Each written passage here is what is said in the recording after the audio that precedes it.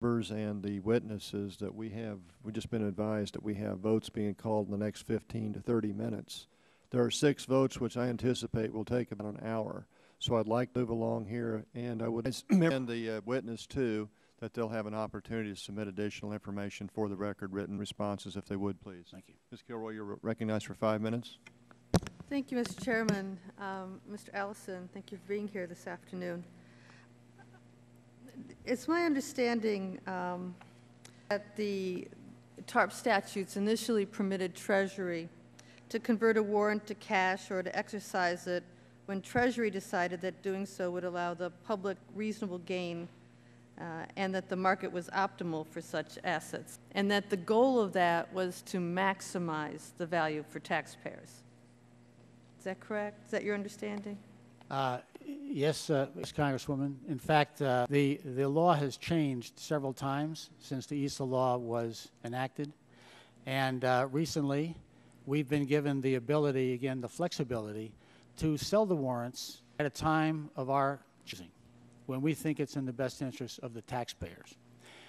And do you believe that is still, despite the changes in the law, the goal to maximize return for the taxpayer?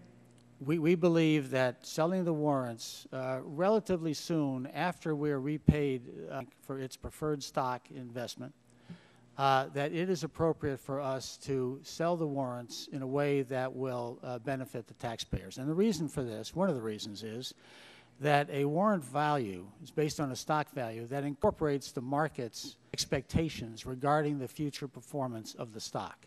So even if we sell the warrants over the near term, we're not forfeiting the upside potential of the warrant. We also find if we hold a warrant for a longer period of time, and here it gets a little bit technical, the option value of that warrant declines.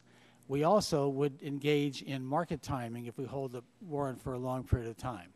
And we are not in the business of being long-term investors conducting market timing, trying to find the right time to sell a stock. And frankly, there never will be any agreement on what is the right time to sell. Separate and apart from the timing issue, is there an issue in terms of protecting the taxpayer and protecting taxpayer confidence in the process of the methodology by which the warrants are sold or converted to cash?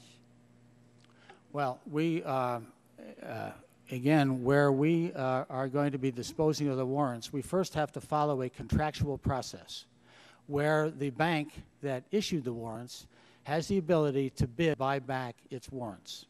We don't have to accept their bid. In fact, in most cases, we have not. We will let them rebid if they wish. If they decide to no longer bid, then we have the ability to go out and auction those warrants in the open market. The contractual process, would you agree, is more one-sided and gives the banks more authority in setting the methodology for the sale and, of the warrants? Actually, Congressman, I think that puts the Treasury in a very good position to represent the taxpayers. We do not communicate what to us is the price that we require in order to sell in that process. The bank has to bid. We accept until there's a bid that reaches our considered price.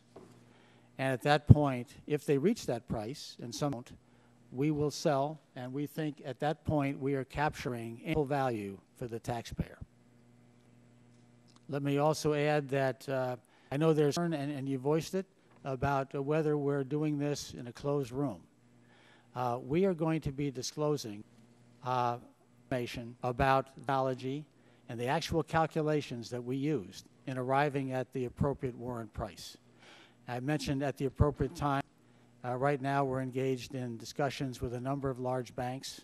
We think it's in the taxpayers' interest that we defer that disclosure until a later date. You do understand, would it be your understanding that the Treasury would have no authority to enter into contracts with the banks regarding the TARP money other than that flowed from the statute that set up that program in the first place? I'm aware that our actions on behalf of financial stability and the Office of Financial Stability are carrying out the law, the ESA law. And that would include the obligation to protect the taxpayer's interests first, and to use the phrase from ESA, to maximize the return for the taxpayer? Absolutely. Thank you, Mr. Yield back. The ranking member is recognized. Thank you, Mr. Chairman. I just have a unanimous consent